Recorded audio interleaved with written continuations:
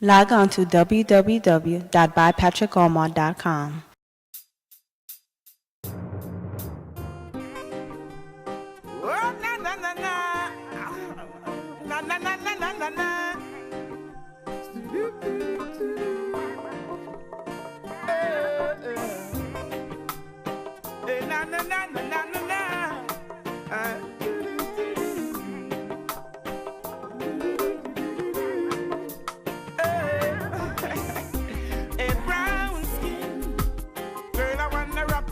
Lock you in my arms and brown skin. Woman, I love the vibes, I love the spice, I love the passion you bring. Brown skin. Yes, I wanna wrap you, wanna lock you in my arms and brown skin. Woman, I love the vibes, I love the spice, I love the passion you bring. The way you smile, the way you attire, the way you take care of yourself. In every way you make my day, you know. Who are staying out of trouble, who are making money, and who are leading lives and just achieving their goals, living their dreams, no matter what their obstacles. So I wanted to present them and show young men that they can do whatever they want as long as they pursue it and they don't let anything get in their way. So the basis of our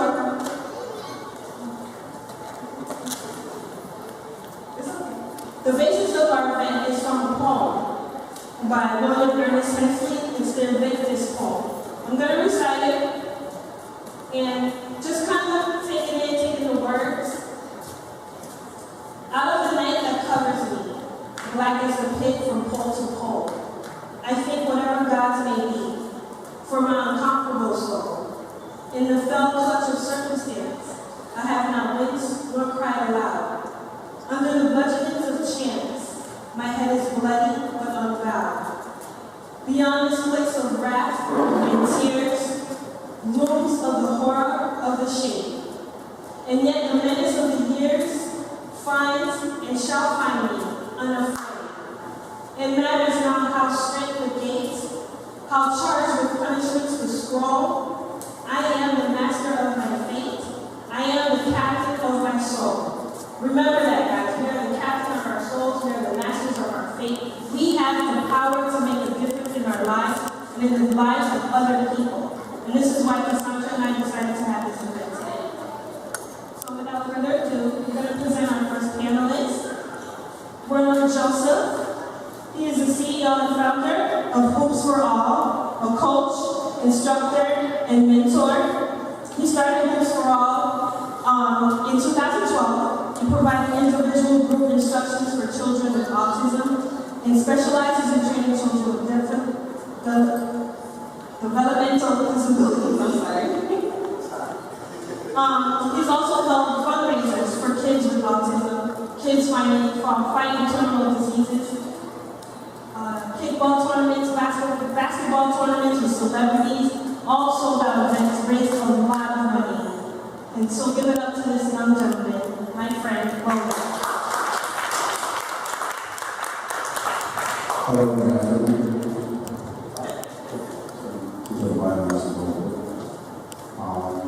Thank you much for having me. It's a pleasure. I started Hoops for All in 2012, and what made me started basketball companies because in our community there's a lot of children with cerebral autism. Nobody pretty much said like all that, and I wanted to make a difference and let everyone know what's going on in the community with kids facing autism. And I've been working with children with special needs for about 8 years. I have two cousins who are autistic, and sports pretty much bring a lot of people together. And me doing this basketball company pretty much helps kids with autism work on their motor skills and stuff like that. And just bringing that community together, just shedding light, spreading the message, and letting everyone knows that these kids exist, and a lot of parents are in and out about it. And I wanted to take the time out to start that and change it, and let everyone know that this is pretty much a situation that we have to deal with instead of running from the situation. And I grew up in Stanford, born and raised. I grew up in Rhode Island projects. Went to Westfield High School. I was one of the basketball stars at my school. Went to college, went to Harvard Technical College, went to FIT for advertising communications. I played all over the world. I played with a lot of great players, I played with a lot of good players. You know, just to know that don't ever let anyone tell you that you can never be nothing in life, or you won't be, you can't do anything. But the process to that is eliminating negativity, making friends who don't see the light. You know, you have to surround yourself around positive influence people who's going to direct you in the right places. And sometimes it is difficult, you know, especially growing up black world. It was tough to exile a lot of my friends who didn't want to do anything in life, who wanted to just take the streets and chase girls and do all this other different stuff. I wanted to make change, and I wanted to make change in my community. And I wanted to show young men that despite their color or where you come from, anybody can make it. Anybody can do whatever you put your mind and your soul to. If you put God first, you'll take off. You know what I mean? And just to let you guys know, don't ever give up. You know, you always have to take those bumps and bruises down the road. Nothing happens overnight, but always remember just to stay strong, stay positive, and put God first. You know, nothing's impossible. Just remember that. Also, I just did a huge autism awareness fundraiser in April. It was another basketball game, and at Staple High School, and it pretty much shed a lot of light and spread a lot of message to a lot of parents and people who didn't know about my company. My website is www.bootsforall.com. Also, we're on Instagram, Boots for All, and pretty much the information that the question that I answered. You know, hopefully, me being here, you guys know what I'm doing with this company. You guys can spread the message and let everyone know. I appreciate it. Please jump back here. Pleasure being there, and hopefully, you give you some good information also. Thank you very much.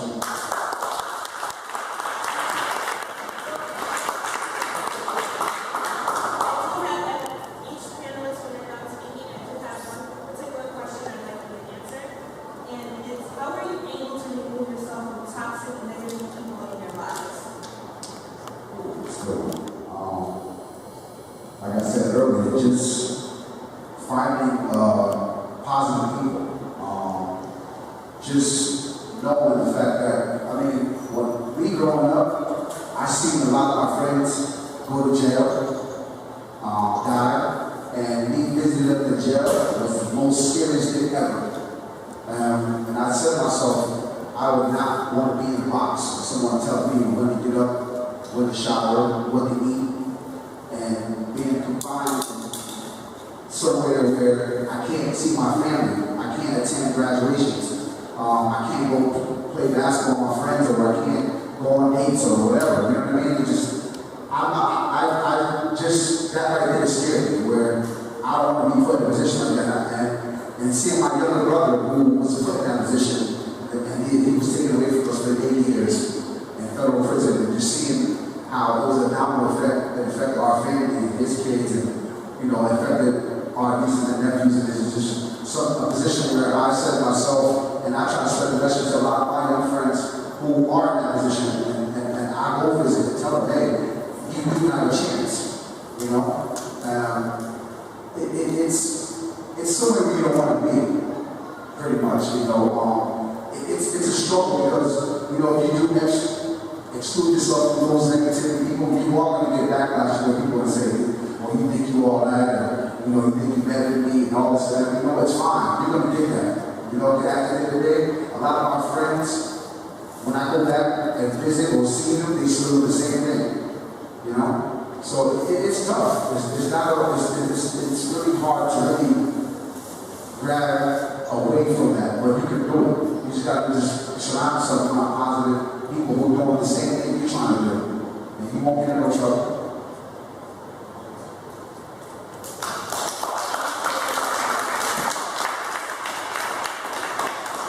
Does anyone have questions for Walter about what he spoke about? No questions?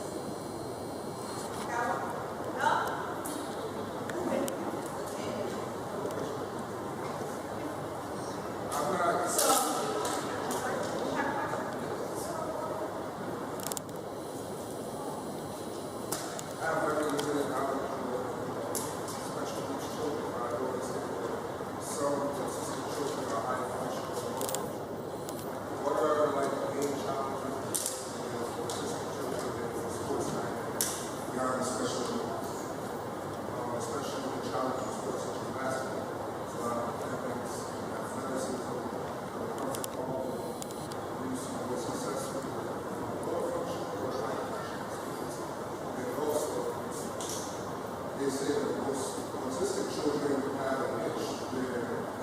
They're not the same genius. And one thing that they found out, have you found any athletes in that basketball performances that nature? Well, pretty much, we low function and high function is pretty much, it's just keeping them focused and having patience. And it takes a lot of patience to really keep them focused. In sports, but I know a lot of autistic children, they do a lot of pet therapy, music therapy, but when I find with basketball, if you, especially with a small group of kids, you keep that basketball in hand and keep it focused and they're not their peers, you see the difference. And like I said before, the goal is not trying to make them go to the NBA or try to team. The goal is to build their motor skills, the social skills, for them to come together and know that they can do something that nobody would ever thought they could do. So when I did this celebrity game in April, before the actual celebrity game, I had the autistic kids playing against each other. And to see the faces on the parents and them tearing up and saying that they never thought that their kid would pick up a basketball, even run up and down the court. And I made that happen was a huge success.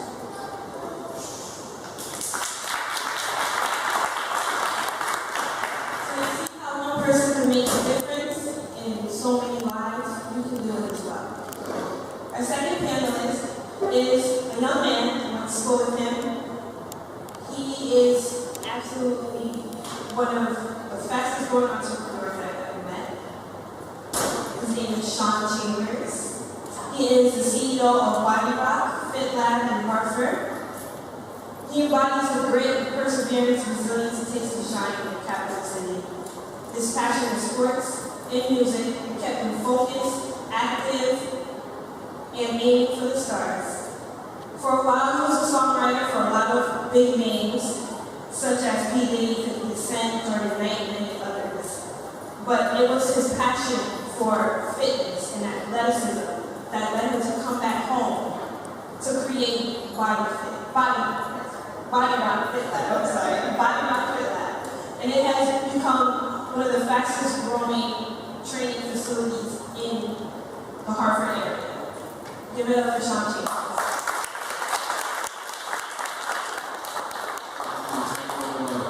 Thank you for that amazing introduction. I don't know where to start. You guys want the short version or the long version? It's hot. Let me be the short version. As Martin said, my passion for sports, my passion for entertainment, just my passion to always want to have something that belonged to me that I felt like no one could take away from me. Nobody could tell me when to do something or what it was that they expected from me. That is what drove me to create my own brand. I came from a world of, like many of us, a horror world. My mom had me on her 14th birthday. I almost didn't make it. Just like, a lot of young mothers go through a lot of different, thoughts in their minds and a lot of different decisions that change lives. I could have just as well not been here. And, the very fact that I had the opportunities that were afforded to me, as a kid growing up in a low-income demographic, really drove me to be the best person that I could be. I lost my first friend to a murder when I was 8 years old. 8. And, my mom seeing the environment that she was forced to raise me in because we didn't have the means. She needed to get me away fast, to give me, the opportunities that some of the other kids, were afforded that we weren't. So she fudged my address and had me sent to a school in the suburbs. With that being said, the dynamic between seeing kids that had everything and going home to be around friends that had nothing really changed my perspective on life and made me hungrier than anybody I've known. Like, all I ever wanted to do was win. All I ever wanted to do was give my mom the opportunity to have the things that she could because she gave everything to raise me. And that is the grit and the passion that you need in order to be successful in life because, everybody in this room, we can share stories and talk to each other about how nobody gives us a thing. Nobody is excited to give you anything. Everybody everybody wants to help you win when you're already helping yourselves. And us being on this panel here today, us being able to fellowship in this room, is the opportunity for us to give back to one another and show that there are people out there that do care about you and what it is that you see, that you want to do in your life. So from there, I was able to, through sports and athletics, secure a scholarship to a 1AA school where I was able to be successful in football. The confidence that sports gave me the ability to want to even, thrive for more, try to achieve more. So even with, landing a job at a Fortune 500 company, at the young age of 19 years old, I was heartbroken. I felt like, wow, they offered me $50,000 out of school, but I can't live and support my mom on $50,000. My brothers and sisters, they can't eat off $50,000. There's a lot of people that I need to help, and it's not enough for me to be successful. So I actually went backwards. I did what people would not have expected me to do. I had a deep-rooted passion for music, and I left that Fortune 500 company and moved to New York with just my first year's salary in my pocket. And the support that my mom gave me, saying that, hey, if you feel like there's something bigger out there, something better out there, I believe in you, and you can actually do it. That was worth more than anything in the world, and that support, pushed me to actually make something bigger myself in the city. Within 9 months of being in New York, I did what people point impossible. Before I moved, I got a deal with a major label, signed to Sony BMG, under Primary Wave, just young 20s, and I saw a 6-figure check, biggest check that I saw in my hand at that time. And I thought the world was going to change. They say 6 figures will change your life. Nah. It was a great start, and it gave me perspective. If you work your ass off, you can have something. Very shortly into that 6-figure check, the harsh realities of the world said, you have to learn how to budget, son. Rent is expensive, son. You can't buy jewelry and chains and sneakers and cars and TVs and expect that you're gonna live off of one check, son. So there goes that 6-figure check. There's no money manager, there's no loan, there's nobody there to show you how to do things. And at that point I realized how important it is to have a support system, how important it is to have people in front of you that understand how money works, that has the knowledge of business and is educated enough to help you sustain the things that you earn and how to keep those things earning for you. So needless to say, that 6 figures disappeared, and I was back to square one. But what that discipline from athletics gave me was, the ability to keep pushing and to find new answers. And what I was able to do was find in entertainment another out, which was fitness. I love to be active, I love to work out, and everybody in the entertainment industry, everybody all right out there? All right. Everybody in the entertainment industry had to stay fit. So, it's just as important to be agile and to be able to embrace change as it is, to be hungry and to be ambitious. So what I decided to start doing was training a lot of the people that I wrote songs for, and became more engulfed into the fitness industry. And from there, created a brand that was a combination of my respective career, fitness and entertainment. I'm gonna wrap this up really quick, but I'm gonna give you another quick, trial and tribulation that I had to go through before I got to Bodyrock. I had an amazing idea, and I was excited to present that amazing idea to people with money. And people who have money love people like us with amazing ideas. They know that we can't bring those ideas to life without money. I put my life savings into something, and that person with money that had the education, that had the knowledge, took that money. So, full of ambition and my life savings, gone.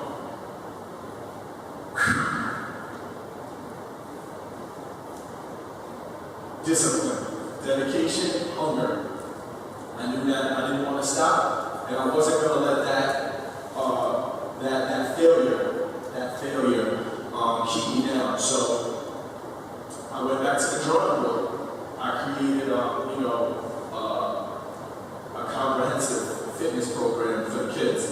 Because I know one thing that will always be needed is a role model, a mentor in the community, somebody who can give back to our youth who don't see anything positive in the communities or on TV or in the media. And that wasn't something that paid me well, but it gave me the confidence in seeing the kids happy that they saw somebody like them. This guy has tattoos and he hung out with 50 Cent and he knows the music industry, but he knows business and he knows fitness and he's in great shape and he's always excited to be here with us. And we don't have anything. And that completely changed my perspective on life in itself. So from there, a new business plan formulated itself. I decided to leave New York City with the 10 years that I had under my belt, and the grit and all of the struggles that I went through in the city and bring it back to my home, of Hartford, Connecticut. And, with the help of my family and friends, Crystal and Katie, they're out there in the crowd that believed in my vision. Able to put together something that won awards in 6 months. Body Rock is a combination of my two respective careers. It's boxing, treadmills, and strength training, but it's all in a party environment. So it's a group-led personal training session in a club atmosphere.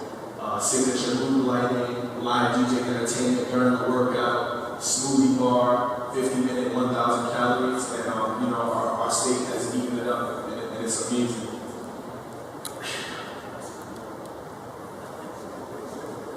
All of that being said, team, support, stay hungry, and never for 1 minute believe that there's people out there that don't want to see you succeed.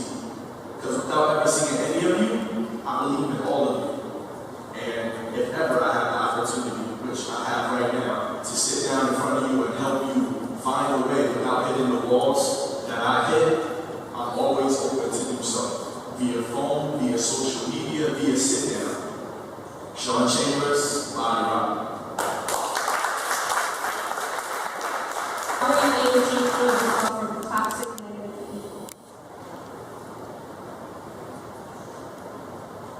You can't remove yourself from toxic negative people. It's a part of the journey. It's about your decision-making process. I made it a point early on in the game that my reason was bigger than my excuse. Seeing my mom fed and well taken care of, nothing was going to prevent me from having that. Being able to do something I want to do without somebody telling me when and where it had to be done, nothing was going to prevent me from doing that. And as long as you feel that strongly about what it is that you want, you will, by proximity, remove all of those other things in your life that will prevent you from having those things. And keeping the faith, putting God first, keep your head down and stay hungry, and everything else will work itself out. It's not keeping yourself away from it, it's keeping yourself on task. And those things will be repelled from you. Just keep doing the right things and stay focused on what drives you to get whatever it is you want. And that's the only thing that matters.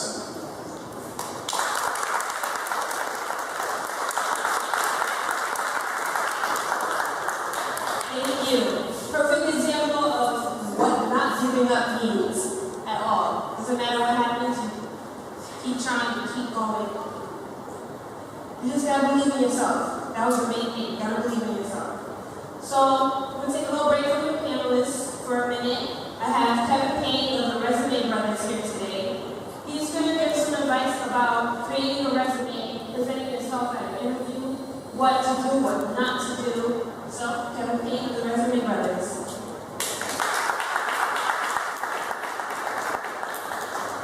Good afternoon. I'll just wait till everybody gets a paper today. But meanwhile, I'll give you a short background on myself.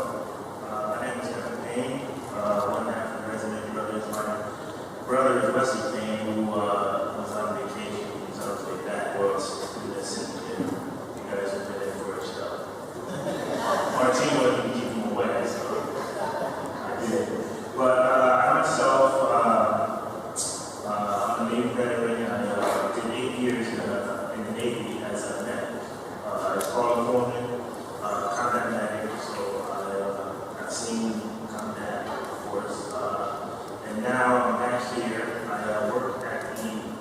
West Haven Veterans Hospital as a psychology tech.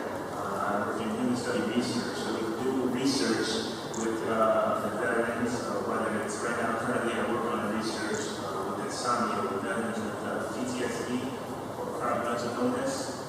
And we do other various research with veterans of homelessness and things like that. So upon returning, my brother and I wanted to do something for the community here, and we figured how else to help others achieve better if they're not prepared to put themselves in that position to achieve better. So we came up with this idea of resume builders. It started as a small idea just between us, whether, getting tips and things.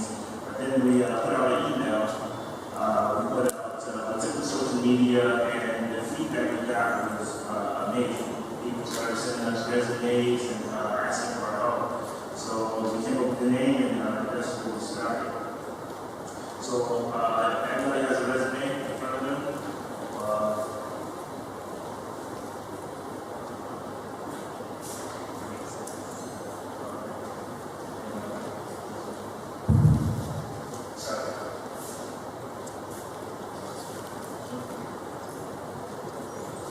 So I'm just going to briefly briefly go through a resume and just some tips on a resume. And this is a basic resume in front of you. There's various ways of constructing a resume. Some people may look at this resume and say, oh, I don't like it, but this is a basic design of a resume. Also, the Resume Brothers is our real contact. If you want to reach out to contact us, you can use the Resume Brothers at gmail.com. ResumeBros@gmail.com, I'm sorry. So here we go, starting with the heading here. The heading, you have your name and your contact information at the top. Usually your name, you want to need 16 to 18 characters, the point of the characters, the size of it. 16 to 18, just so it stands out and it's bold and all the employers see your name. That's the first thing. Underneath the name, you have all your contact information. There, it can be regular font size, 10 to 12. You have your address, city, zip code, your phone number, and the email address. Now, you want a professional email name. If you don't want Trackboy203 at gmail.com, because it's not professional. Usually, employers, they want to see your name. Sometimes you can't just create your name because email or Gmail or anybody, there's a million people with your same name. So if your name is there, first and last name, and a number after your last name or something like that, it's usually accepted when creating an email, and that's what you want here. You want that professional name here. For the phone number, you want great contact. You want a contact with a voicemail where the employer can leave a message here. You don't want music in the background of your voicemail. You don't want any jokes in your voicemail. You want a professional voicemail, leave your name, your number, well, you have your number, your name, and ask them to leave a nice message where you can reach them back. Your city, and the address there, you want a permanent address. Maybe the employer wants to mail something to you. You want a good contact there. Moving on to the objective here. For the objective, believe it or not, it's optional. A lot of people want to see it there. I would recommend you put an objective, but it's optional. Especially if you're not sending a cover letter with the resume. That objective there is you introducing yourself to the employer. This is where you show off a little bit. But that's where you want the employer to look and say, well, let me read further in this. This guy sounds interesting. Let me read further within the resume. So you want to keep that short and concise. And you don't want to use things like I, me. You want to use words there that's enticing to the employee or to display yourself in a proper manner. Like we have here, a hardworking, disciplined individual with 5+ years of solid customer service and personal skills. That's a great opening there. It gets to the point, it shows your experience, and that's what employers want to see. Moving on, this is skills profile, which is also optional, but another eye employer there to show your skills and what you're capable of. Skills it's just a highlight of what they may see in the resume itself, or it's just something to catch their eyes. Like these skill sets here, they can change with each resume, each job you apply for, the skill set can change. You can make yourself very appealing to the particular job that you're applying for, basically from the skill set here. So you cater it to the job you're applying for. Employers want to see that you're capable of using simple Word programs, Excel programs, stuff like that. Basic computer knowledge. They want to see. They want to see that you're you come on time, effective time management, excellent written or oral skills. They want to know that you can speak properly and write properly for directions or even taking directions. They want to know you can understand what's being told or instructions that you're being given. They want to know that you work well with others, being a team player, problem solving, stuff like that. So these are things that will stand out to an employee. Moving down to professional experience. Here, you just list your experience. Usually you go back about 5 years of employment history. Resumes, people often think they're used as a job history. They'll put down all the jobs there, which is not needed because many of the jobs don't pertain to what you're applying for. So employers don't want to see it anyway. It's just wasting their time. And when they see all the jobs listed, sometimes they say, well, I don't want to read through this. Like, I'm not reading through this, and I don't want to see it. And they'll place it to the side and move on. So you want to keep the professional experience short to the key and alter it to the jobs that you want. Use Blueprint to highlight your previous jobs and stuff like that. You want to just highlight your jobs, put the city of the job where it's from underneath. You don't need the address or anything like that. For date, there's no particular date of jobs there. It's just if you're going to take one format, go with that format throughout the resume. Do not change it. If you're going to use month, year, use month, year. If you use month, date, year, use that. Keep that format throughout the resume. Some other things is you don't have to include your salary, your jobs, or anything like that. If they want that, they will ask for it. A lot of federal resumes require that you put your salary, your supervisor, and everything in the heading of your previous job, so you can reach out and contact them. Moving forward, so it's also good to use the correct verbiage in your job history here. If your job is present, if you're doing that at the present time, you don't want to use past tense and explain your job here. But here it says successfully prepared, not successfully prepared, because you're currently successfully preparing for that job right now. You want to use numbers in explaining your job tasks, because numbers are key. Employees look at what you've done. You don't want to put what the job title is, because they can go and Google what that job title is, and also they're hiring for that job, so they know what the job title is. They know what they want and what they're hiring for. But what they don't know is what you can produce and do for them. So there, you're showing off under these job experiences. You're showing what you can produce for them. So basically, you want to put numbers. I prepared 50 to 75 meals daily. So that's showing how much work you put out daily compared to maybe in their job, they only put out 25 to 50 daily. And you yourself, you're saying, well, I can cover that twice. You know, I can cover that twice. And they say, oh, this is a good guy, this is a good candidate for the job. Yeah. You want to put numbers, you want to use numbers and percentages in your job. You don't want to just use, oh, I stopped shelves.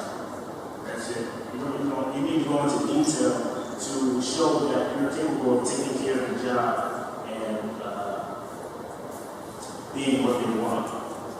So for a job you had in the past, you can use stuff here. You can use the past tense, arrange merchandise, assisted, utilize. Those are all past tense words because that's what you did before. And believe it or not, employees look at this stuff. So if you can hand them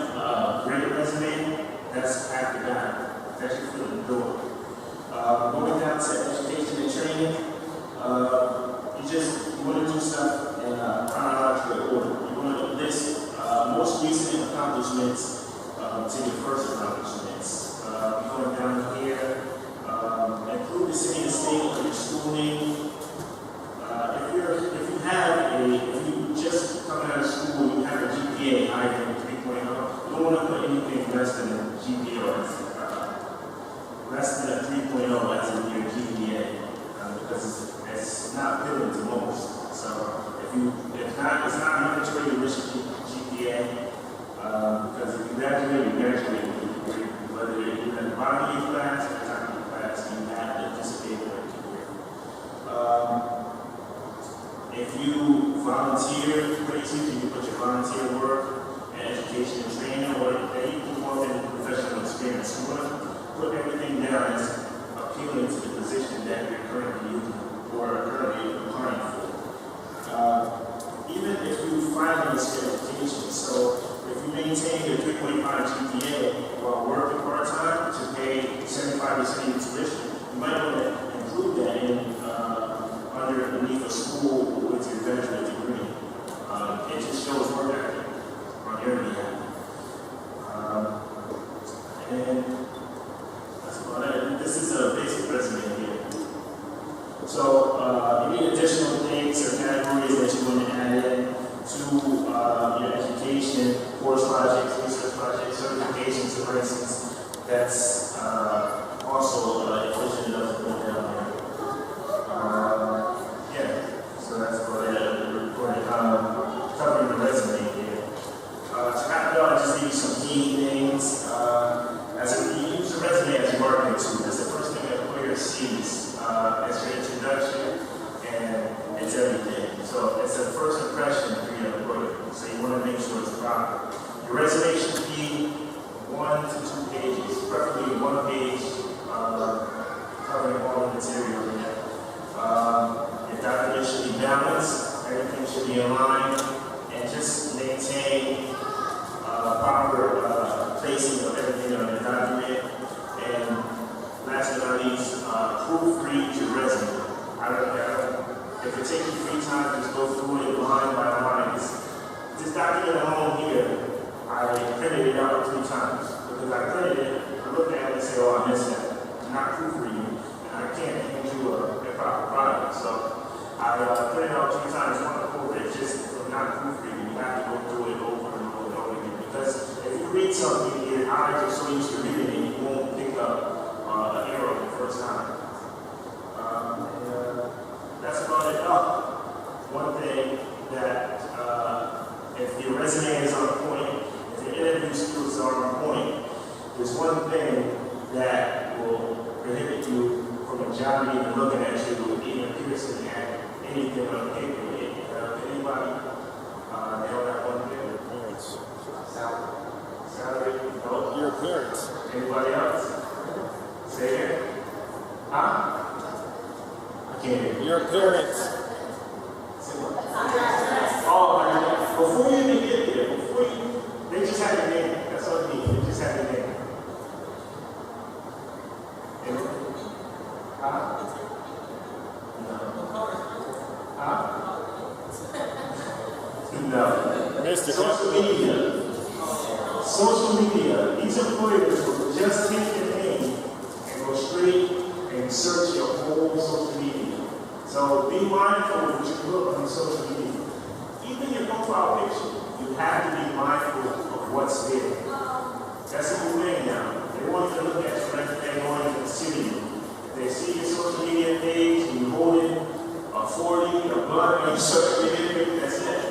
That's it. So you guys got to be mindful of what you put on your social media. Even your opinion on certain topics you're looking at.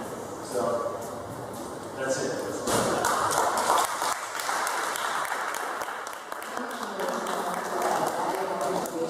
Everyone in this room to learn from anything and everything that you said.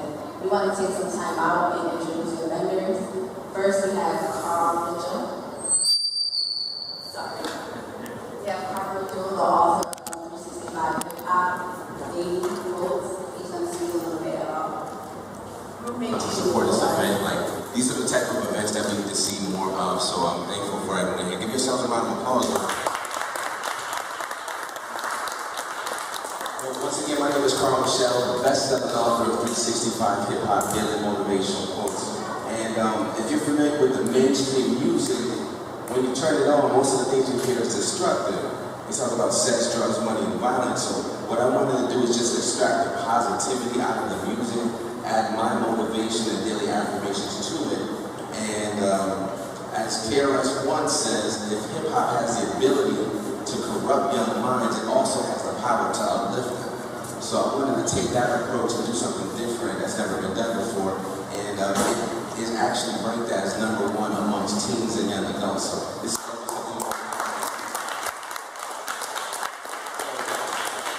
even if you don't purchase the book today, come by and let me know who your favorite artist is, so I can let you know some of the excerpts from the book from your particular favorite artist. So thank you.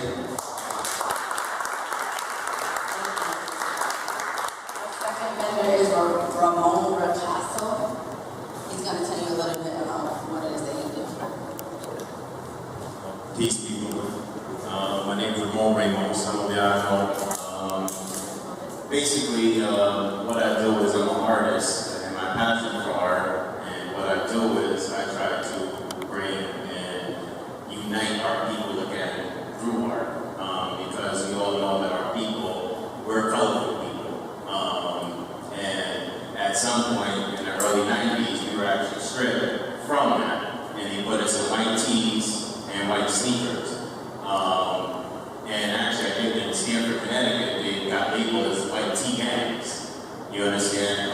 So I came up with the concept, being an artist, being one who used to draw pictures of b-boys holding 40s and doing certain things, and realizing that when I put this stuff down on paper and my people see this, that I'm giving them that negative reflection. And just through a journey in my life, I told myself and I promised myself that through my artwork, I wanted to reflect nothing but positivity back into our community. So what I do is I take, words like Negus, N-E-G-U-S, which was a term of endearment of our people, where, excuse my language real quick, today we call ourselves niggas. And that's our reading. Yeah, we took it and we flipped it and we made it positive, but this is that direct word that correlates back to thousands of years before Jesus or anybody else even walked this planet.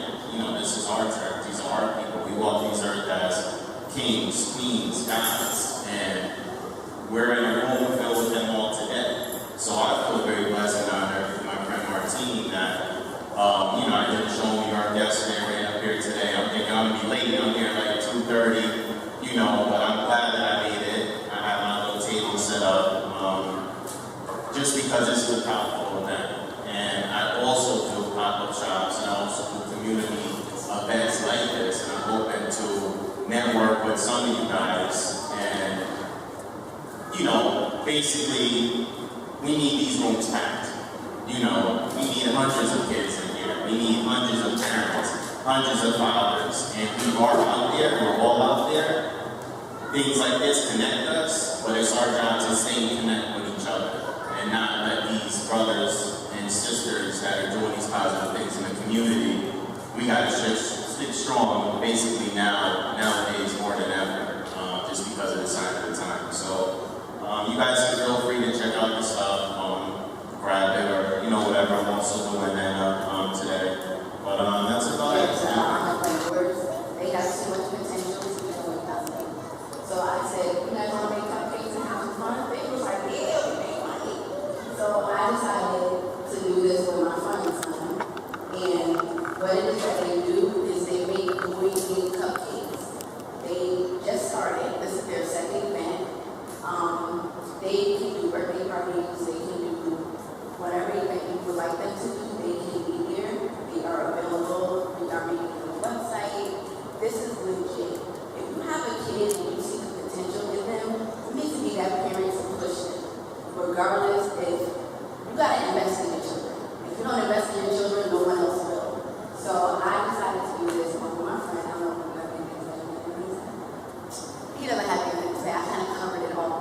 But please feel free to come up, support them, buy their cupcakes, and thank you. There is support. We have to support our own. I'm wearing a shirt. Katina and I'm wearing a shirt. It says, "It won't stop unless we stop it ourselves." It's created by Sean Redberg. Here. It has so many change our narrative. We have to support one another. We have so many Black-owned businesses that people are not even aware of. Like today, got our makeup done, and all the cosmetics are Black-owned by a woman from Bridgeport, Connecticut. And I didn't even know. So we have to support our own. Not only that, we also have to change how we are, because kids watch us every day. They watch what goes on. We also need to limit what they watch on TV, what they read. Give them a book about culture. Give them a book about mystery. Feed their minds. Don't feed them with the latest Jordans or a jersey. Show them there's something out there, something else. And that's what this shirt is all about. So we have some for sale for $20. Support, support, support. That's the biggest thing. We have to support each other. Because change will not happen unless we change it. We have to change it. They won't. They will continue to treat us the way they do. Because we treat each other like we mean nothing. And we are. They're the first kings and queens of this world. Don't ever forget that.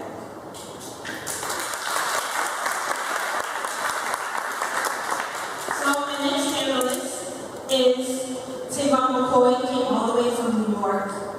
It's my first time meeting him in person. I told him about my vision. We spoke on the phone for about an hour. We did. We had a great conversation.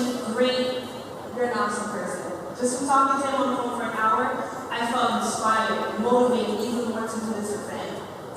He serves as the general counsel for NYU Lagoon Medical Center.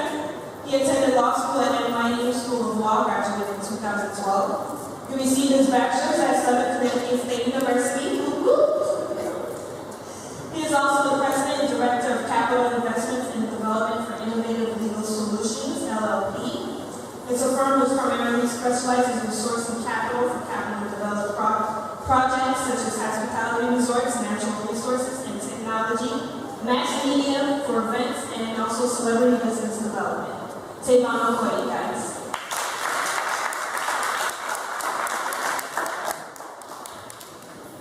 Good evening, everyone. It's a pleasure to be here. I want to thank my team, Cassie, for having me as a panelist alongside these other great entrepreneurs, panelists.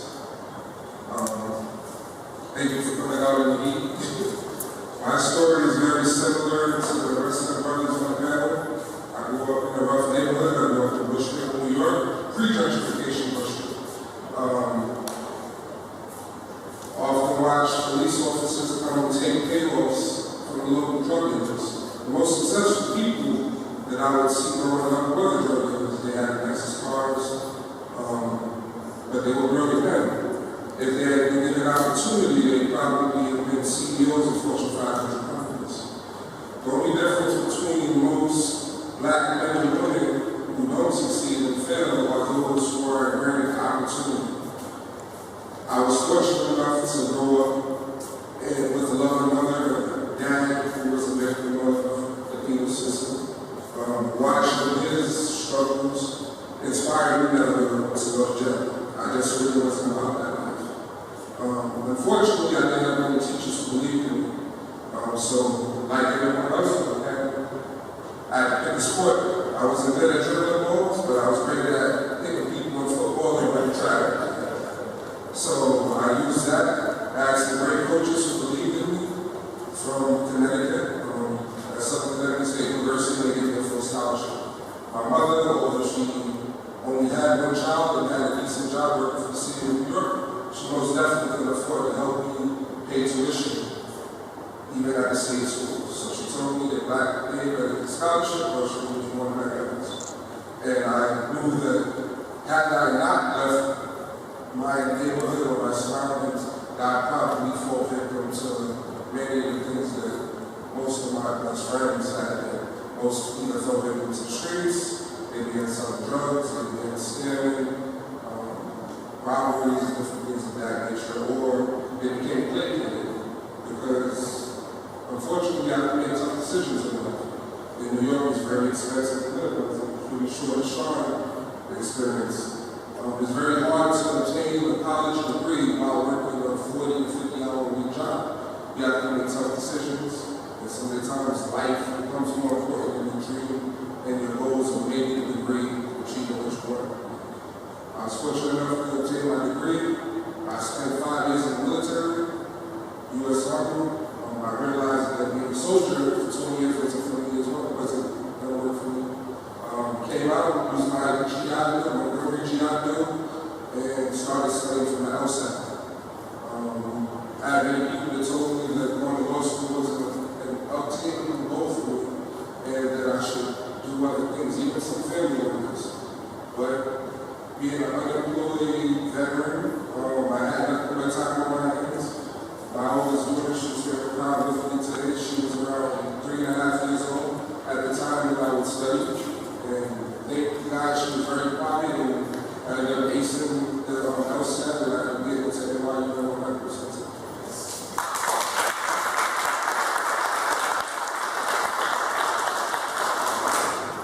My purpose for coming into panels like this, and I speak at a level of charter schools in New York City and in Newark, New Jersey, and in Jersey City, is because there are a lot of young black men and women who are they're not given that opportunity, or some teachers even look down on them.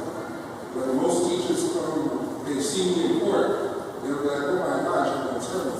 You? And I'm like, yes, you. But it's not even to sound like, you know, the biggie adage where it's not teachers who go out with I'll take it. Unfortunately, teachers are burdened with blame, and I was in the lesson, and I was actually a pretty bad kid. But I was very misunderstood. And that's why I try to do a lot of pro bono work for a lot of parents who have children who fall victims of streets and they can't afford proper legal counsel. Don't get misunderstood. White kids get just as much legal problems as young black boys and girls in this country. The only difference is that they can afford proper legal counsel. In urban areas, we aren't given opportunities, we aren't given enough lawyers to go out and legally defend us. In courts, in family court, young black fathers, they want to have their children. They can't afford an attorney for $20,000 to go fight for custody, to go fight for visitation, to go fight to be a part of their child's lives. And we say in the criminal system. My goal is, of course, I'm about making my money. I run 3 businesses. I'm Jamaican.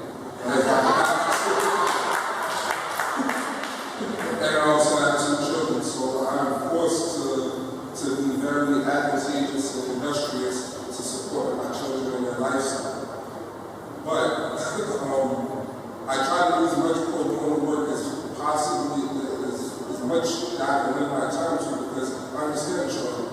I had to take my entire Army bonus and use it in making family court just so I could have the ability and the freedom to have my children on the weekend as I can right now. And not everybody has that ability, and not every man or woman has that privilege. Coming out of law school, before I went into law school, every attorney going in made at least $225,000 coming out. The financial crisis hit in 2008. And most attorneys probably don't make as much as an attorney. I do business primarily in the Caribbean.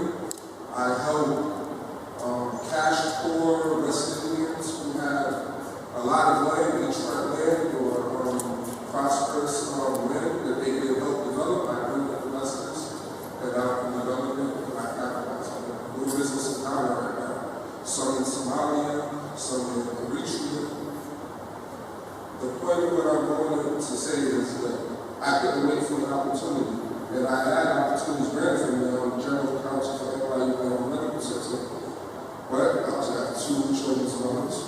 Like, those are choices that I make, like, you have to pay piper.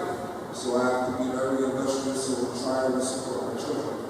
And I have to go out and try to be the best thing as possible, because unfortunately I don't have a Jewish last name. So even as an attorney coming out of one of the best law schools in America, I still have that burden of my black skin that I have to overcome. No one really wants to work with me. Everybody wants to work with the Jewish guy. And these are constant hurdles and obstacles as young black men and women that you're going to have to overcome. I just met with a young attorney. She just came out of Brooklyn Law School, very Afrocentric. She loves natural hair. One of her mentors told her that she should either put a process in her hair or put a weave on top of her head until she could get into the door into one of the firms that she wanted to get into.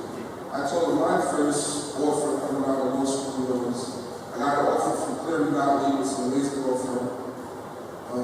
They offered me $90K a year to start. One of my friends, he went to Seton Hall Law School, which was either a tier or one law school, he got offered $190K. And those are the hurdles that you're going to face as a professional, no matter how well you do it. People are always going to undermine you, underrate you, but you have to continue to press forward. You have to start to build your own legacies. You have to be entrepreneurs like everyone on this planet, because the best way to make a sustainable and viable income is to create your own businesses, so that we can look towards it to the crowd and start to employ more black men and women. We can't ask white people to give us something that we can't give ourselves.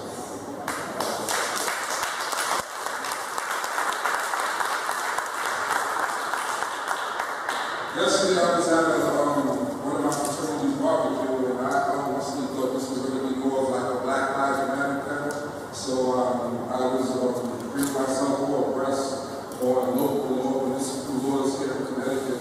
I know most of them hated it because I internship with Mayor Stefano for a few years, and wasn't really familiar with Bridgeport. But when I lived here in Connecticut, there was a lot of options. You see more cops get shot than cops shoot people. Now that's changed to some degree. We're seeing more youth on youth violence, which is sad. You see it all across America. But to the young men and women here in the crowd, please stop trying to adjudicate your law cases with street court. That is a losing battle. Even as an attorney, I turned over my ADA form, and I can still be detained for up to 24 hours for no reason. That's just a privilege that cops have, and not many people understand or know these things. Cops have the privilege to F up your name. If you were the disrespectful God person about it, some of the times I'm going to F the police guy too. Like, I'm not going to lie to you, but they have the privilege to detain me, even though I might not have had any drugs in my car, I might not have a firearm in my car, but they can mess up my day. I might be going to pick up my daughter, and it's happened to me as early as June. The scariest thing is to turn on the television and see young black men and women, and now it's even more enraging to see our women being crucified in the streets. Because it makes you look within and say, wow, the biggest thing that we can do as young black men is to protect our women, to protect our daughters. And now it's even harder because it seems like they become the victims of the same injustices that we afford to. And even some more, like I said, you have the young woman out in Maryland who lost her life because of traffic. And while I might not agree with how she handled the situation, I don't believe that she should have lost her life in the traffic. So to the young men and women in the crowd, all the young kids, I will represent you. I will file a civil lawsuit for you. Even all the old people here, please stop fighting and try to adjudicate more cases on the side of the street. I understand getting pulled over is annoying. I drive a very nice car. I always get asked whose name is in city. It has to be the girlfriend's car. It has to be someone else's car. It has to be hers in the car. And so many times these aren't even the case. Most of the time, because I have my children through so much, my children are my saving grace.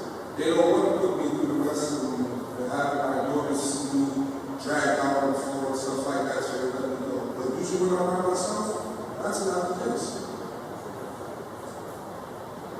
I know I just went off on a tangent, but I just want that knowledge to be out there. There are so many resources out there for us. You have outreach programs that you can go out to and seek legal knowledge. And depending on your financial situation, if you make good money, you're not going to do it for free. But if you're under a certain income level, they will represent you.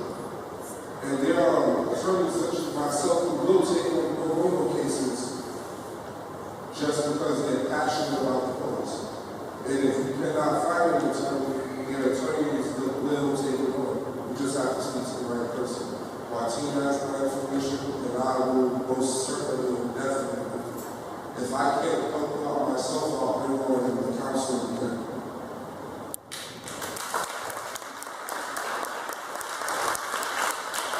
Thank you so much, thank you. So you guys see, it doesn't matter what your career is, because of the color of our skin, and we will still get pulled over, we'll still get judged before even opening our mouths. So we have to be careful, and that change has to be there with us. So that's all the other analysts.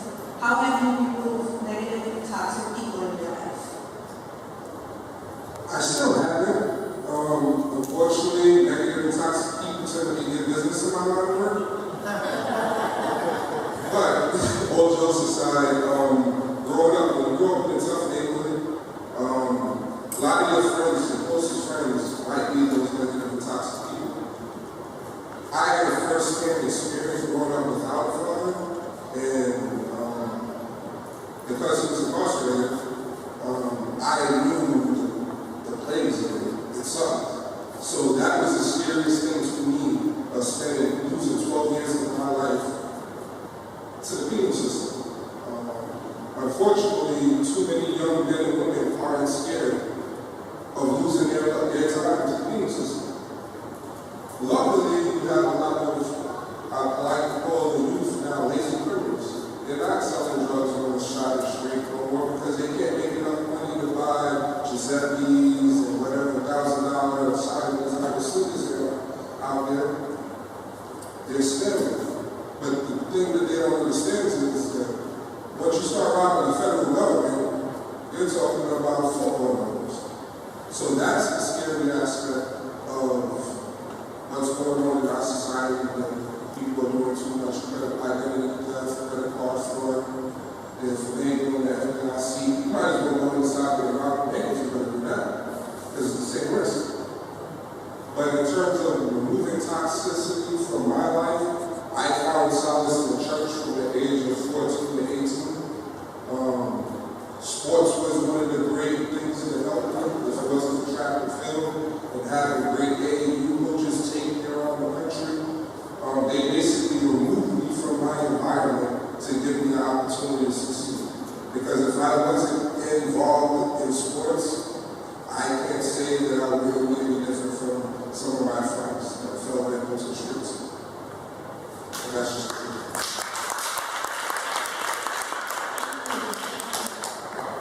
So our next panelist is Brandon Thompson. He is from Bridgeport, Connecticut. He is graduate of Quinnipiac University. Thank you, Walden. 6. He is currently a special education teacher at Bridgeport Learning Center and the lead teacher at Bassett High School Twilight Adult Education Program. He was recently elected to Bridgeport's Democratic Town Committee in the 132nd District on March 1st of this year. So give it up for Bert. Hi, everyone. Sorry I was a little late. I was coming from New York. But I'll start. My background, two of my first passions were hip-hop and athletics.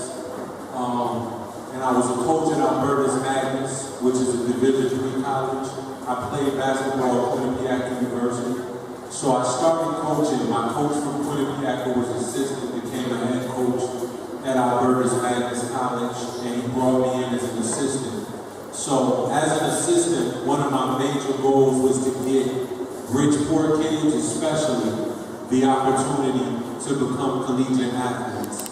And as I began to work with Bridgeport students, we had a Bassett kid who was calling the office every day, and he was a Division I level athlete, a really high level guard, and he started calling our office every day. So you guys can play, for for a Division III school to land a Division I guard is major. It's a program turnaround thing. So he kept calling every day, and he was calling saying, you know, his life depended on him getting into Albertus and being able to play. He needed to get out of the Bridgeport streets. And when we finally took a look at his transcript, he had never passed a class in 4 years. But he played basketball for 4 years. So for me, that was the shift that made me, my major goal at that point was to coach in college, come back and coach in basketball. And I said, my shift has to be in the education and figuring out how to bridge those gaps. So that story and that situation was a turning point for me. And ironically, I happened to end up in Bassett's district, which is where I served the Democratic Town Committee, and now I'm teaching there. But it's a school that's failed for 25 years. And our students have suffered there for over 25 years. So that was a turning point for me in terms of my career. And I've made some shifts lately. A lot of people know me. Mo was a part of the beginning of my music movement. He was a major supporter, and I was in the group Catch-22. We were a real popular hip-hop group in the state. We did a DVD, we did Hot 93.7 and Hot 97. But as I got in education, I kind of veered away from music. But hip-hop is still a major part of what I do. To give you guys a quick story, one of my most important stories in my life, changing stories, Kanye West has a song called Ultra Like Me, where he says, this is a God dream, and it's a dream that you can only accomplish with God. And my pastor preaches a lot about God moments in your life. Moments where God turns things around and there are dramatic changes.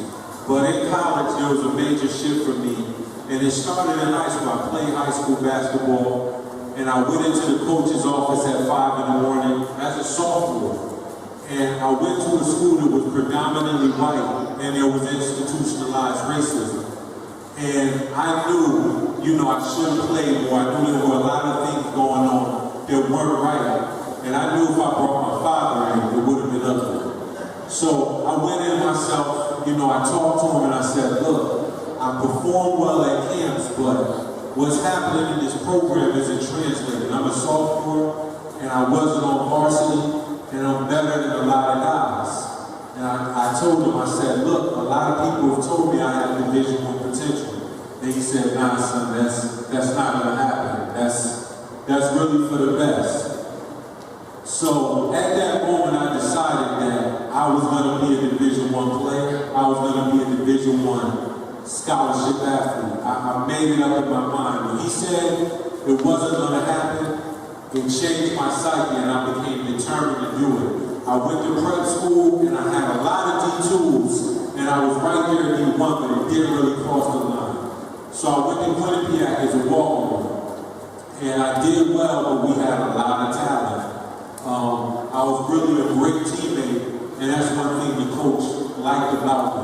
I was a great teammate regardless, and we had so much talent in my sophomore year, I knew I wasn't really going to get a shot that year. I didn't think I would get a shot, but I still worked hard believing that I would get a shot. I woke up at 5 in the morning.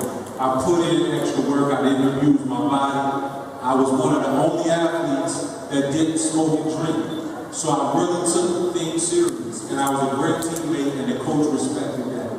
And the team didn't get along well. We had horrible chemistry. And I tried to be a glue and really keep a positive spirit. And one day, we had a game in New Jersey at Monmouth, and the coach looked over and he was like, he was pulling everybody off the bench. And I was the last person. And he was like, Thompson, just go in there. And I went in there and scored 20 points. So it people's eyes were kind of open. So we went back and things were normal. I went back to sitting on the bench the majority of the game. We went back to normal. So we had a home game and we had the breakfast. And a lot of you guys that play, the pregame meals are like real important. But I knew I wasn't going to get in and I didn't like what they had. So I said, you know what, I got Zebra cakes. back in the dorm room. So you know you can't play college sports on zebra cakes. So I get to the locker room and I'm starting. And I'm like, oh man, I'm starting and all I have is zebra cakes. So, you know, the game starts and the first play, the tip comes to me and it's me by myself. And I had a chance to dunk, but I didn't. I lay it in, I run up the court a few times, and I'm ready to ask for a sub. So I go to look at the sub, look at the clock, and a minute went by. And I said, oh, I can't ask for a sub now. But long to the short, that ended up being another 20-point game, and it made me the first Division I scholarship athlete to come to Quinnipiac without a scholarship in game one. So I ended up becoming the first non-scholarship player to end up with a scholarship, and it was a God dream. It was an ultra-light beam moment, but I was prepared because I never stopped believing in that dream. Even when it didn't look like the door was going to open, I still worked hard and I was prepared when that day came. And the one thing that I want to get to you, to younger children and our middle-aged youth, is you have to believe in your dream and be prepared. You never know when God is going to open that door. So you got to stay on that ultra-light beam because you never know when the God dream will occur. Thank you.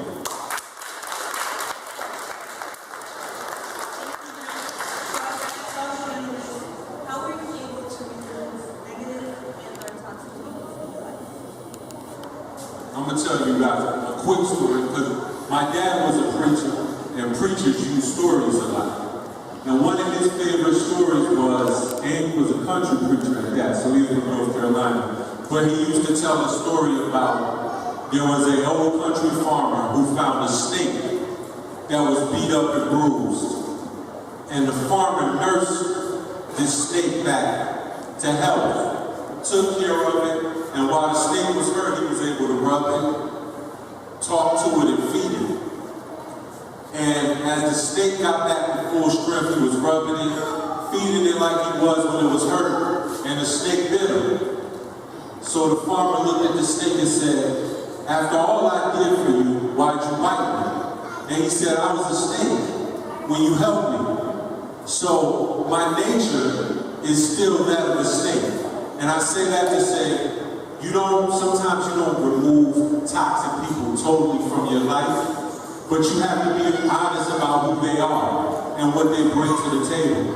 And what I've been able to do is, there's friends that I know I can trust with information, but I still have friends that do this to this day. If you know this person runs their mouth, why are you telling them something important? So it's important for us to know exactly who our friends are, but who they are as people. And you have to trust what their actions show you. So if people show you, that they'll turn their back on you, they may not, they may not be there when you need them. You have to take those things for face value. So I think that a thing that's important for me is knowing exactly who people are, identifying them, and being honest about that. And a lot of times we aren't, and we're expecting people who showed us who they are to do something different.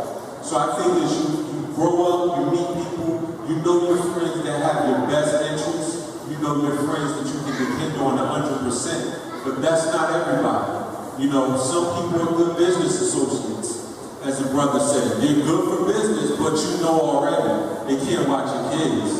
They can't borrow your car. So I think you have to know what categories to put the people you encounter in. There are toxic people, but you can't put them in positions to hurt you.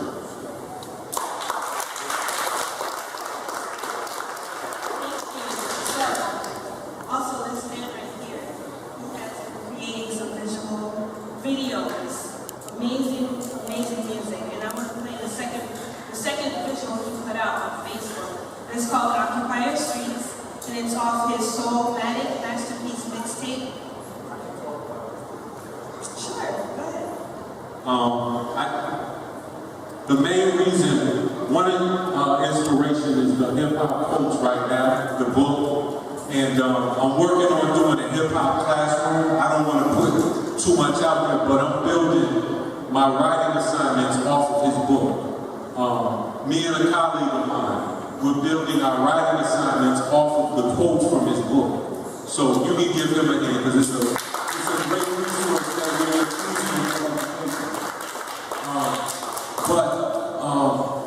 You know, what made me get back into the music was I felt, you know, being in the political arena, I wanted to do something different, but I wanted to use the gifts that God gave me to spread the message.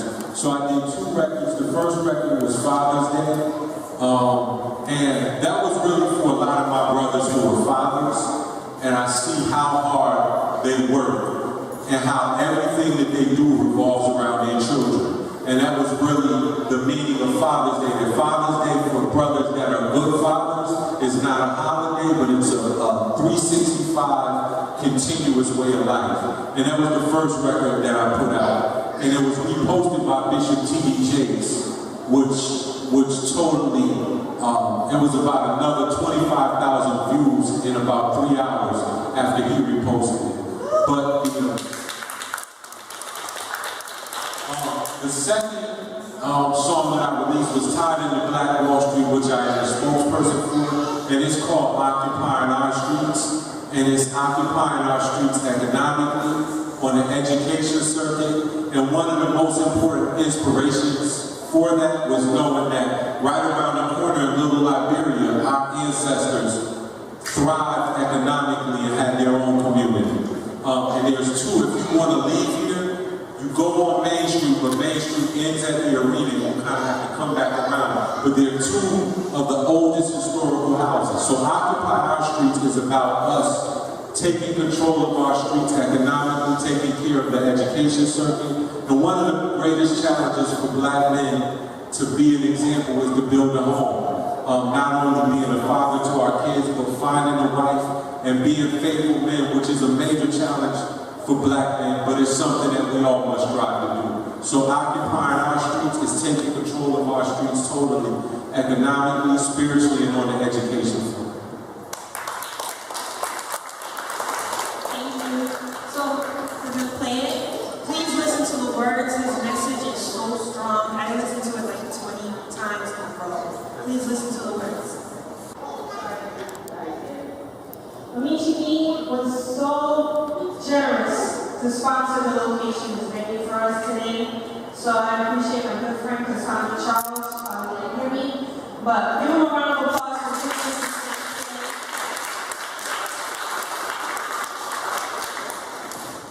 I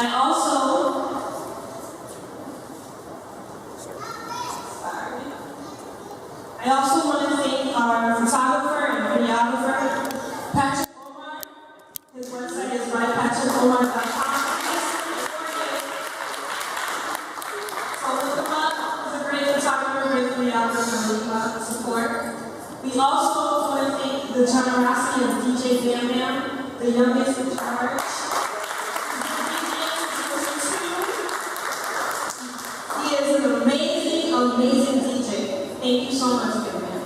But without him, his mom, Lily Ennis, amazing woman. No?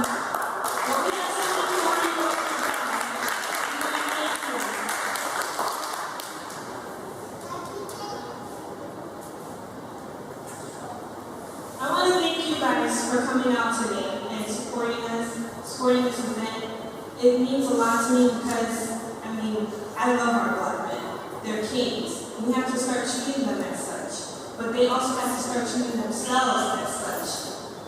And that begins with confidence, self-esteem, knowing that no matter where you come from, no matter how you were raised, you have a choice to either be good or to be bad. You have that choice. You don't have to be a byproduct of your environment because you're kings. Remember that. And us as women, Black women, we cannot put down these men. We have to bring them up. We have to support them. No matter how mad they make us, sometimes they act like babies, but sometimes they need us because we're their backbones, we're their structure, we're their ribs. Oh, I see one of our panelists just walked in. But I want to say thank you. We have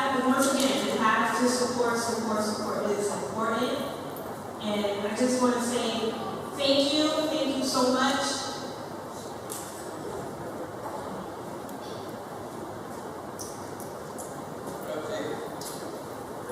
Jean Gabriel. And if you want, you can speak for a couple of minutes. 2 minutes. We were just wrapping up. This is Jean Gabriel. He's known her So Tasty. They just had a grand opening at Stanford this week. We had a big sellout crowds all week. So proud of him. So 2 minutes. Here you go. Sorry, being late, you know, I do run a restaurant, so, you know, getting out here is kind of hard, so, just a little bit about myself. My name is Jean Gabriel. I'm the owner of So Tasty. Just opened Tuesday, and every day we're doing 400 covers.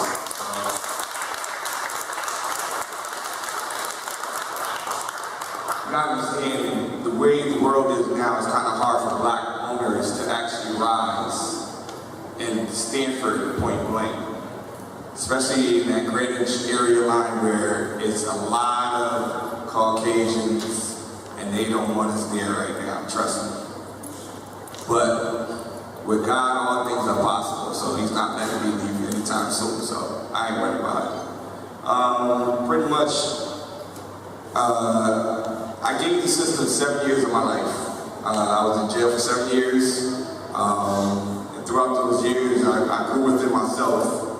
And it just allowed me to, you know, share my testimony with everybody and let everybody know that never give up on your dreams. Nobody can stop you. If God has a plan for you, trust me. Nobody can stop that plan.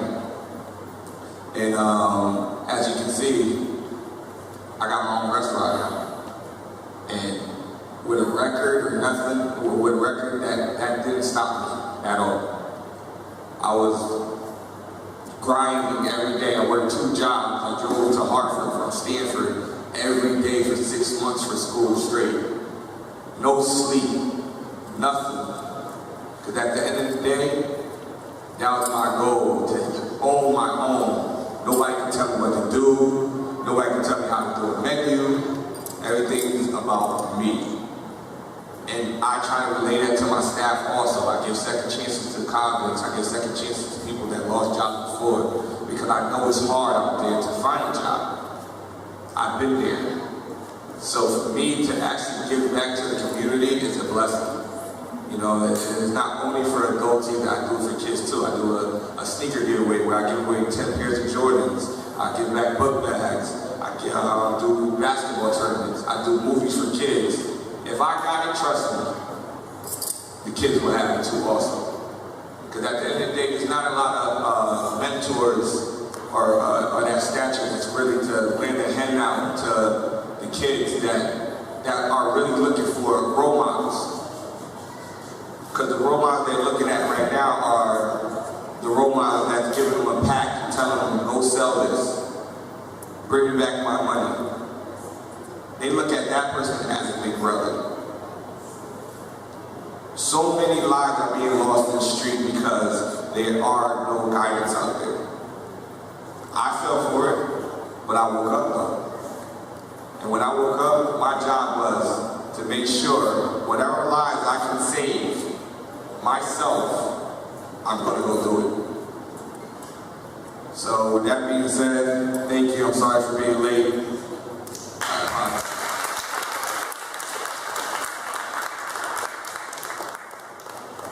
Now we would like to open it up to everyone in the room.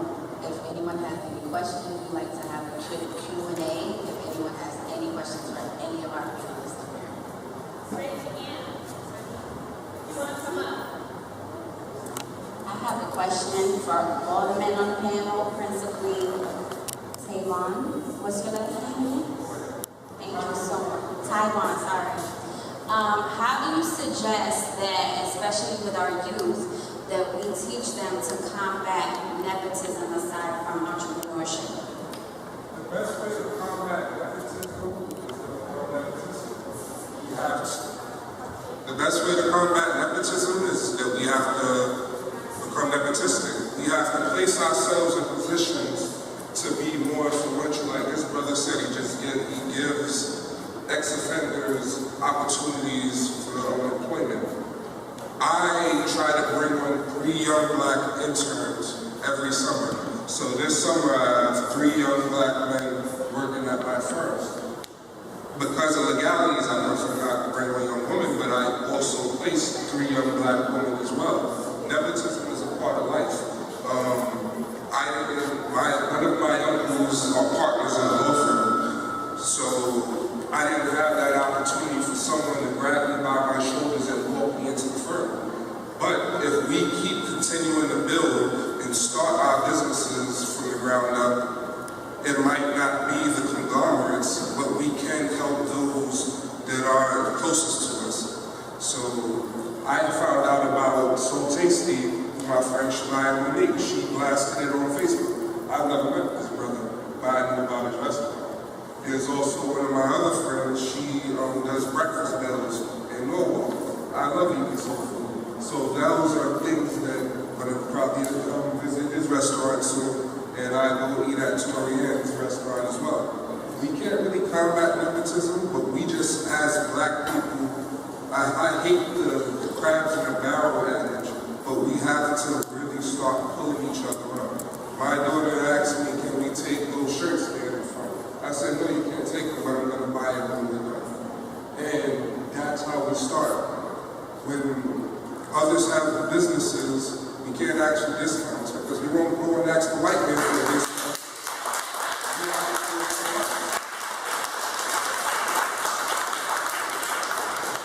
And that's just my philosophy. Like, in terms of legal services, I don't do I have the homie rate, I have the I don't know you rate, and then I have the you don't have money rate, but I'm going to help you. And if you fall within those brackets, I just place you into those brackets. Some of the times I'm feeling overly generous. I might have a full day ahead, and there might be a young mother that's in court, and you're lucky you got me today. You need help? She might come and be like, I only have $300, but can you help me something out? Be like, man, I'm going to take $50, you're going to pay for my lunch today. Take the rest, but I'm going to help out your son anyway. So when you can be charitable, but also we have to really start looking and hiring more of our own, building our own businesses, but more along the lines of passing on businesses as well. I'm praying that my daughter stop telling me that my job is boring and they want to take over one of my companies one day. Because that's honestly what white people do. Their dad might have a contractor company and they're at an advantage of life. Not many people get to take over a $500,000 company and build a 7-figure company. That's the blessing of life. So if we continue as young entrepreneurs to continue to build our businesses, and then we bring in our nieces and nephews, we bring in these young brothers back there are selling cupcakes. I'm more than happy to go and buy these cupcakes because I'm proud to see 2 young black men as entrepreneurs and getting that mindset in early. That's something that Dr. Boyce Watkins teaches this, the Your Black Wealth business course of instilling entrepreneurship. So the best way to combat nepotism, and I'm sorry for being long-winded right now, is to become more nepotistic and place ourselves in better positions where we can help our own communities. And then we don't have to look for jobs. You said you got lowballed as well in corporate America. The same thing happened to me. I knew for a fact what my white counterpart was being offered. And I turned that down because I have too much pride. I'd rather go out, start my own hustle and scrimp and scream than let someone shortchange me and deprive me of my worth. But now I'm in a position where I can hire young black attorneys. I can bring in high school interns, and to me, that's my definition of being nepotistic. So that's the only way we can truly come at it.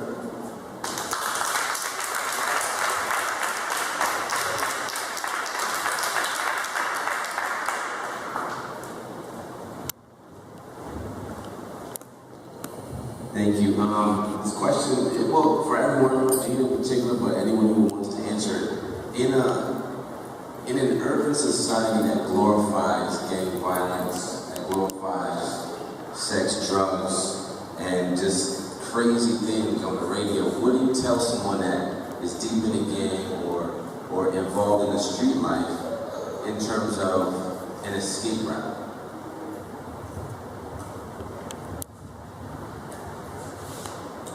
I was shown my shoebox of jail letters that none of my homies wrote me, none of my homies sent me money. It was from my parents, my family, and then on top of that, I asked them, do you got bail money right now? Because anything can happen. And I guarantee you make a phone call to one of your friends and like, yo, I need $3,000 to bail me out. I guarantee you they won't give it to you. So at that time, you just gotta, it's hard to pull somebody from that lifestyle, trust me. But you gotta show them, never give up on your fellow black friends, because at the end of the day, if they get trapped in that life, and there's nobody out there to actually give them guidance or try to help them, they're gone.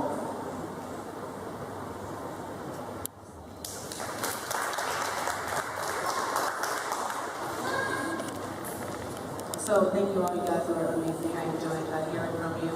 My question is, so I know a lot of times what we do, we focus on the youth, right? Whether it's for young men's leadership, young women. But I think that what I would like to know is how do you either personally or what suggestions do you have for tackling issues among grown adult men, right? So grown adult men who again may have grown up in particular environments under particular circumstances and haven't got out of that particular mentality or may not have got the same opportunities to get somewhere, right? Because what happens is you have these men and they're still very visible in the community, right? So they're still playing a role where, right, the younger generations are seeing them. So there's still a point of reference as to something that I can do or something that can be done. So how do you start to have conversations with them about the ways that they can kind of change and kind of yoke them up, grab them up, so that you're creating this army of full-grown men who can then go out and inspire the young men all together? Because again, I think sometimes you get to a certain place and we're like, we keep giving back to our young people, but we don't always have the strategies or tools to look at another grown person and be like, bruh, tripping, and like stay there with them and keep kind of giving that mentorship that sometimes grown people need from other grown people also.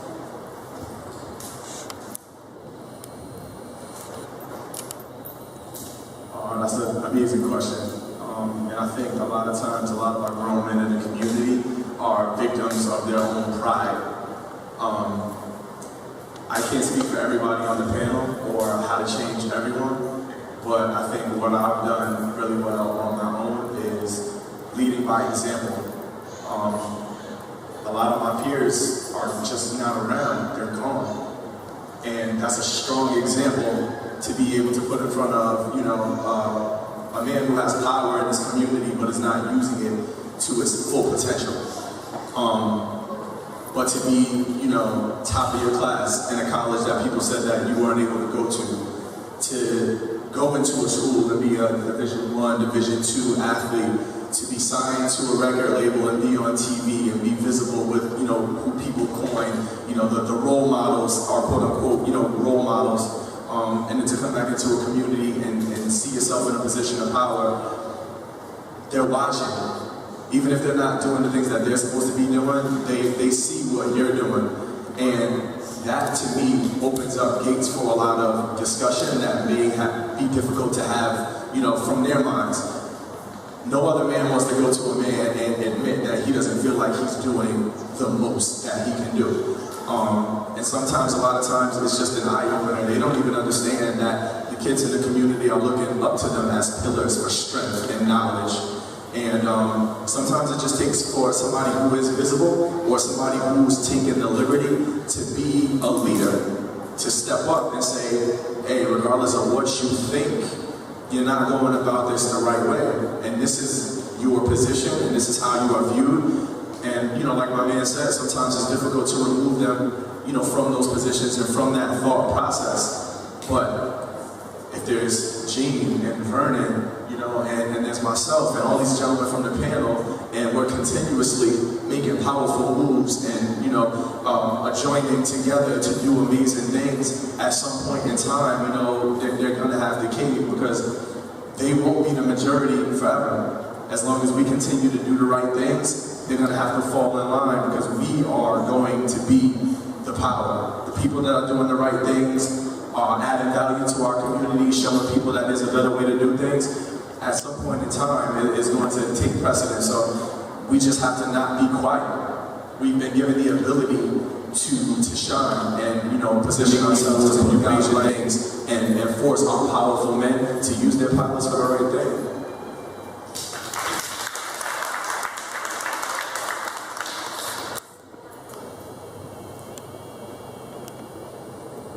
Maybe 12.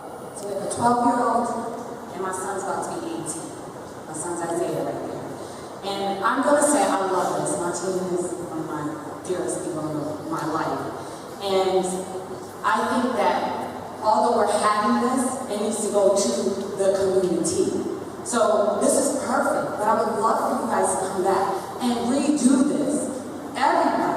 But do this at the Yearwood Center. Everybody know what the Yearwood Center is, most of us do, or the Boys and Girls Club, where we can get to these young men. So we're not looking, my son's not looking at his counterpart saying, I wish you had a mentor. We can start being our mentor for them. And this is great, but only having 2 young men who really can comprehend what's going on is not, and ladies, don't get me wrong, I love my 2 girls sitting in the front too, but we need to have it in the community. So I'm going to ask if y'all guys are going to do it with me. Anybody going to do this with me? Because I think it's fabulous. Now, you were great, but I'm going to ask my son, what did you get out of today?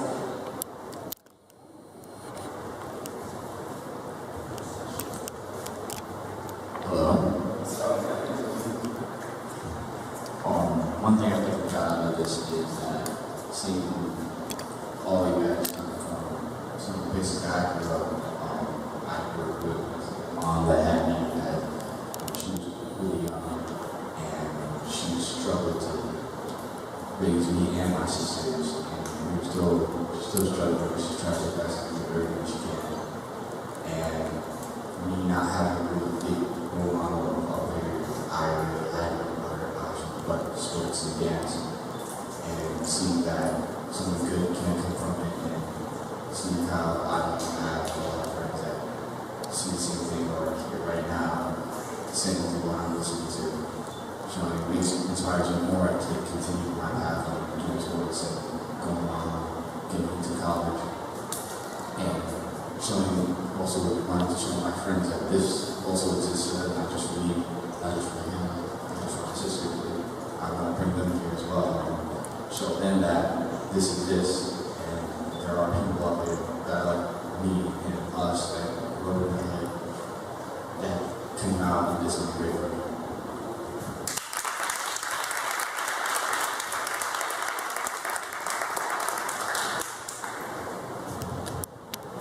Actually, I just want to go back one question that you had asked about the representation of dealing with friends and other grown men, because I come into that conflict a lot.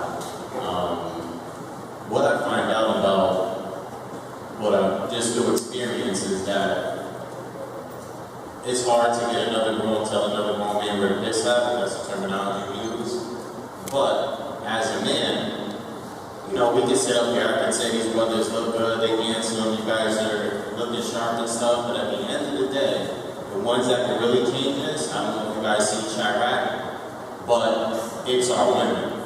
Because men want what you guys want.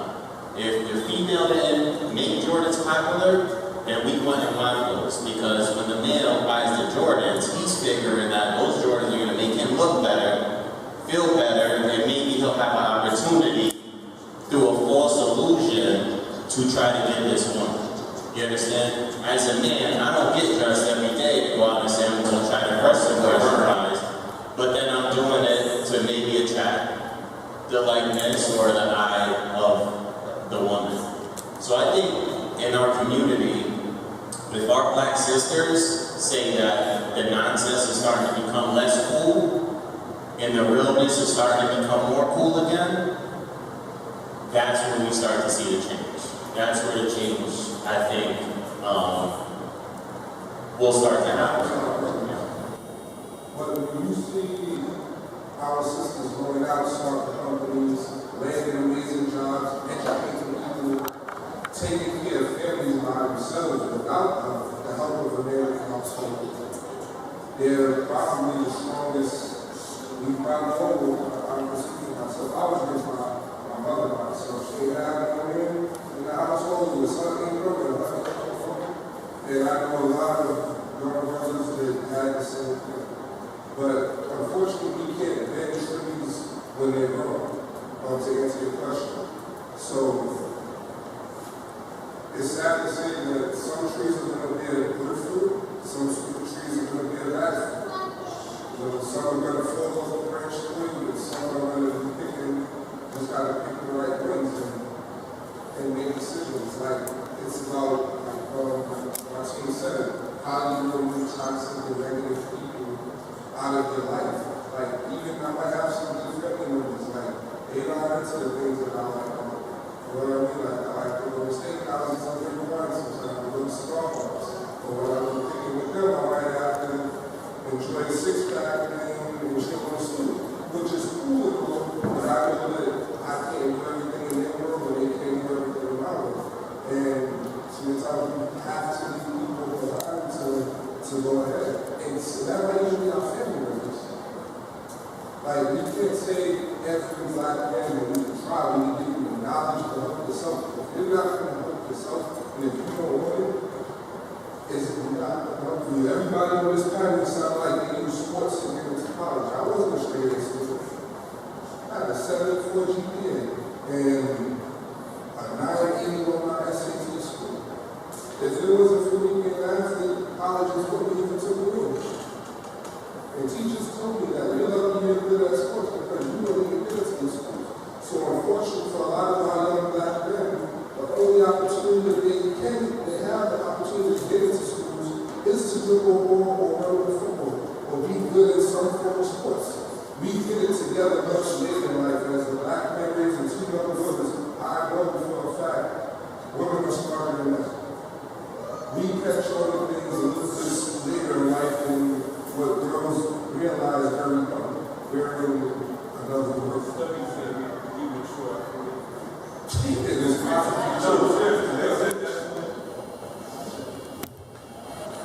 The studies say that age is 43 when men are 100% deciding on their vision and fully focused. And you can tell that, you know, the queen of the castle goes down. I can tell you myself, my father at an early age was a very vocal person. He was angry, he was cussing, this, that, and the other. It took my mom prayer after prayer to hold my father. Now my father was in church every Sunday, he was in the choir. I never heard that man sing a day in my life. But because of my mother, my father became the perfect father, the perfect husband, because it takes the woman to push and push. Because trust me, if you're not the right man for that girl, she's not going to wait for you. She's going to move on. And then that's what hurts a lot of black men too. They get lost in the streets, they get lost of, oh, I got to make a play for life, I got to do this, I got to do that. And they hang around with the wrong crowd. And that crowd is pulling them to the left instead of to the right when your spouse actually sees what's good for you. And when you don't open your eyes, it's a little too late, and you lose a good one, you gotta set up for second blessing. Second blessing is great. I'll tell you that. This is going to be our last question. I think it's more like a comment. I just want to let you guys know you all did phenomenal. Good job, guys.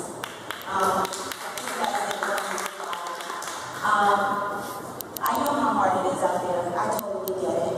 I grind hard. My name is Erin Price. Consider me priceless. I grind for my city. You see the shirt? I have to tell you all a quick story because I think it all affects us all. I came into probably like 2009 and was laid off and I needed something to do. I don't get laid off and not get hired again. That does not happen to me. My resume is on point. So it does not happen. I decided I'm going to City Hall to the minority business office and I'm going to meet somebody. Somebody in there is going to give me some direction. I want to start a business. I don't know what it is I want to do. This is what I'm going to do. This had to be like 2009. I had a month of depression, of eating Twinkies and watching TNT. That thing is a trap. You'd be there at 2 o'clock in the afternoon watching Charmed and all those shows and your life would be gone. Don't do it. So after doing all of that, I went down and I met Deborah Capitas, who was in charge of the small minority business office. And I watched. I didn't watch for a month. I sat in that office and volunteered. I gave my marketing dollars. My business is called Volunteer. So I gave all my time. I learned, I studied. I learned WMBEs, certifications. I learned how the city maneuvers with their contractors.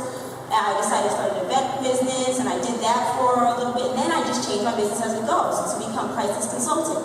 And now I do a lot of things. So I sat on a board called DSSD for about 3 years with Downtown Thursdays and listened. Listened to them not know what this community wanted. Listen and listen and listen, because I'm a visionary, and I will eat some bull ass, because a little bit of it, for a big vision. I can do that. I have tough skin, I can handle it, because I knew the bigger vision. And my bigger vision was, I'm going to own that concert series one day. And I own it today. Myself, with about 4 other partners. We are all black and brown, and we own that concert series. That took about 3-4 years of sitting on a board. And you have, one thing that I need to let you brown and black folks know is you need to learn how to play some chess. Y'all play checkers and you don't even know that all your pieces on the board is valuable. You need to know how to step somewhere and say, I am your value. You have some value. Let's make some value babies. It's not, can you sponsor my event? No. I'm rolling up in here with 5,000 people deep. You need these people. I have a value. You have a value. What's that value going to be? You get the difference of how you present yourself? It's so important that you know your value. You know, you will sit at those tables and be the only black person. Been there. I've had to calm my nerves because you don't want to be that unapproachable person. All you got to do is be like, now, and they're like, oh God, she's so unapproachable. You ain't never raised your voice in your life in that meeting. And that one moment will change everything. So when you're sitting at meetings, when you're developing your business, everybody is a relationship. You know how I deal with negative people? I put them in their place in my head. I know where they can live and where they can't. But you know what? Sometimes negative people got money. And we need things to get done. And like I said, I will eat a little bit of BS for all of y'all. This is a bigger picture I have. Thank you all. Congratulations. Good job. Thank you.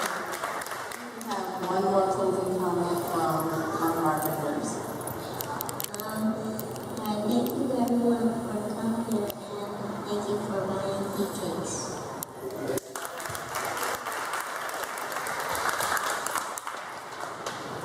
Alright, so before I conclude, I was given a referral on a book by Ms. Millie Ennis. It's Thou Shalt Prosper by Rabbi Daniel Levin. Please read this book. If you want to make it, if you want to succeed and not let obstacles get in your way, read books that will get you there. Surround yourself with people that will get you there. You attract who you are, and it's the truth. And it took me years to finally attract people that are positive, that are doing something. Most of my friends are entrepreneurs. Most of my friends are entrepreneurs. You attract who you are. Remember that. So if you want to live a positive life, you want to be someone, start being that someone inside. And trust me, people will gravitate towards you. They'll be positive people. So don't forget that. Don't forget you are kings, you are queens. And I do hope the next time we do this master panel, we have a lot more young men, because the community needs something like this. We have to support each other. That's the biggest message for today. Support, support, and support. And thank you.